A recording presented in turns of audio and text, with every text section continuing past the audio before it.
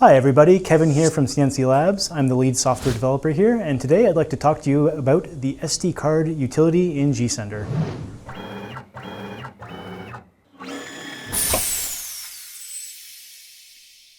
To get started, you can open up the SD card tool inside the Tools tab. You'll find it here, SD card manager, and at its core functionality, this shows you all files currently on the SD card and lets you handle uploading files, running files, and viewing the files you already have there. So a few important features. One, mounted will tell you if an SD card is installed and mounted correctly. Below that, you'll find the file list, and this is all files currently on the SD card. You'll notice that some files, if you have an ATC, are specifically marked as for an ATC. Other statuses will appear here, like if a file is invalid, it will be shown as an invalid file and you will not be able to interact with it. On the right-hand side, you'll find the actions. You'll be able to run a file if it's viable to be run, delete a file. Now, the most important thing is how to get files onto your SD card. And there's a few ways to do that. First of all, you can use the upload button in the top right corner of the tool.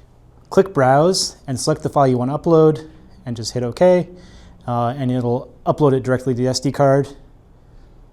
And you'll be able to see it and interact with it in the listing. And you can see you can run and delete it. You can also drag files directly to this utility.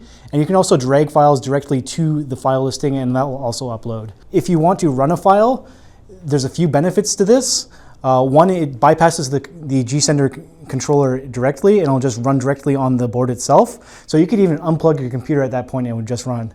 So for example, if we wanted to run this file that we just uploaded, we just click the run button, and you'll notice the machine spins up and starts moving. You get the same status indicator that you would while running a file inside gSender with none of the hassle. And if you're even interested, the file will keep running even if I unplug.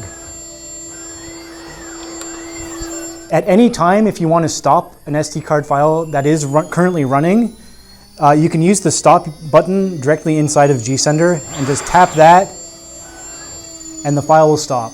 Yeah, so we hope that the SD card utility is a very useful feature that helps leverage some of the functionality we've built into the SLB and the SLB EXT board. That's it for today, folks. Thank you for your time, and I hope you enjoyed today's gSender tip.